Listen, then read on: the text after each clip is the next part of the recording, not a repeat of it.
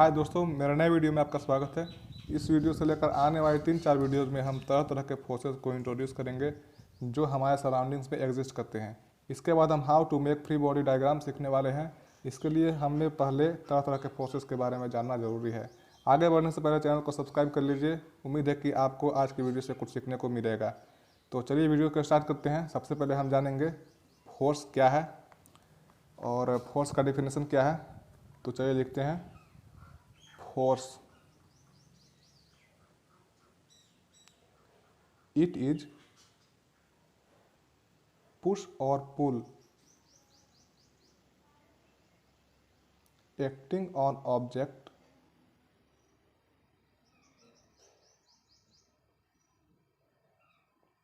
due to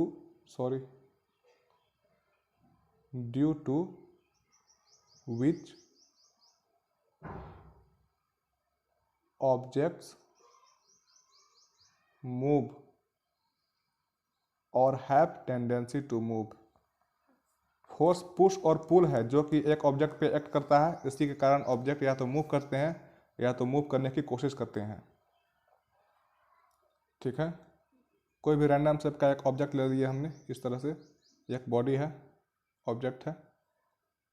इसे अगर हमें मूव कराना है तो हमें इस पर एक फोर्स लगाना पड़ेगा, तभी यह मूव कर सकता है। फोर्स वेक्टर है या स्केलर क्वांटिटी है? तो force is a vector quantity because it has direction and magnitude as well.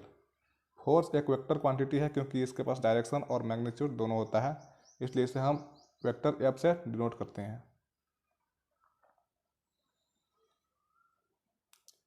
Force का जनरल फॉर्मूला हम क्लास 9 से जानते आए हैं। F is equal to m a. ये मैक्सिमम बार इस फॉर्मूला का यूज़ किया जाता है। F is equal to m a. यहाँ जो m है वो मास ऑफ ऑब्जेक्ट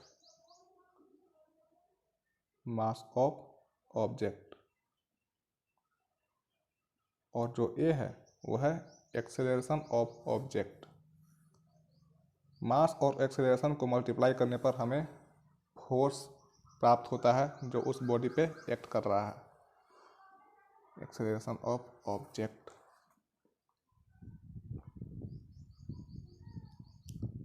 तो ये फॉर्मूला हमें हमेशा याद रखना है। चलिए अब शुरू करते हैं टाइप्स ऑफ फोर्स। क्योंकि हमारे सराउंडिंग्स में तरह तरह के फोर्स एग्जिस्ट करते हैं, एक एक करके हम सारे फोर्सेस के बारे में इंट्रोड्यूस करेंगे। सबसे पहला हमारे पास है फोर्स ऑफ ग्रेविटेशन। एक फंडामेंटल फोर्स है जो लगभग यूनिवर्स में हर जगह काम करता है। फोर्स ऑफ ग्रेविटेशन, इसको ग्रेविटेशनल फोर्स भी बोल सकते हैं। इसे हम एफ जी से डिनोट करेंगे।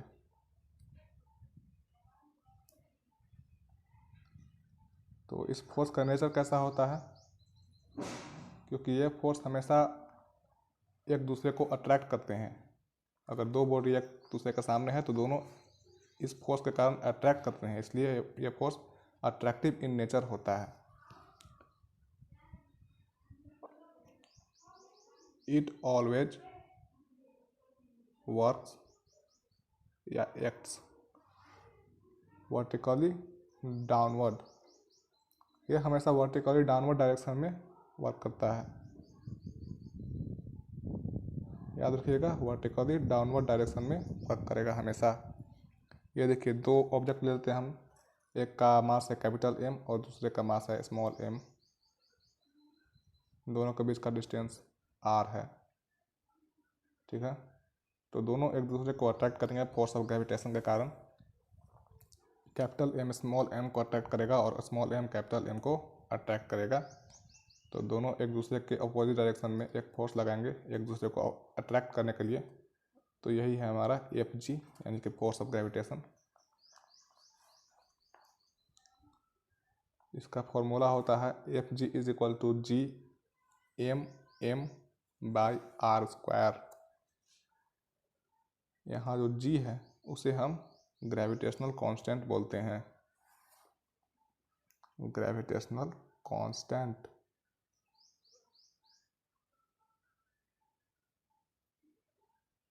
ठीक है। चलिए अब एक और एग्जांपल लेते हैं, सबसे फेमस एग्जांपल। यह है हमारा अर्थ, और इसके ऊपर कोई एक छोटा सा ऑब्जेक्ट नीचे गिर रहा है। ऑब्जेक्ट नीचे गिर रहा है तो ग्रेविटेशनल फोर्स के कारण ही नीचे गिर रहा है। ये बहुत साल पहले न्यूटन ने बता दिया था हमें। वर्टिकली डाउनवर्ड डायरेक्शन में, यानी कि हॉरिजॉन्टल से 90 डिग्री का एंगल बनाते हुए नीचे गिरेगा। अब देखिए F इज इक्वल टू ए में हम जानते हैं, लेकिन A फॉर ग्रेविटेशनल फोर्स के लिए A को हम लोग G से डिनोट करते हैं। जी कहने का मतलब है कि gravitational acceleration. For gravitation A is equal to g यानी कि ग्रेविटेशनल एक्सेलरेशन, ठीक है। तो इस तरह से हम Fg is equal to mg बोल सकते हैं। अगर mg कहीं दिखाई दिया तो समझ जाइए कि यहाँ पे ग्रेविटेशनल फोर्स ने एक्ट किया है। तो यहाँ पे नीचे ऑब्जेक्ट गिर रहा है, इसका मतलब कि यहाँ पे ग्रेविटेशनल फोर्स ने एक्ट किया है। इसको mg से डिनोट कर सकते हैं हम लोग। अब एक और एग्जांपल ले लिए। एक सरफेस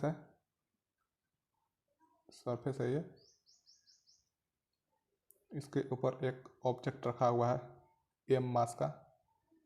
तो नीचे की ओर एक फोर्स काम करेगा, mg फोर्स, ग्रेविटेशन फोर्स। तो यही है हमारा ग्रेविटेशन टॉपिक। और आने वाली वीडियो में हम तरह तरह के फोर्सेस के बारे में जानने वाले हैं, और अगले वीडियो में हम इलेक्ट्रोस्टैटिक फोर्स के बारे में जानेंगे। तो वीडियो पसंद आया तो चैनल को लाइक कीजिए, अपने दोस्तों से शेयर कीजिए, और वीडियो को लाइक कीजिए और चैनल को सब्सक्राइब जरूर कीजिए।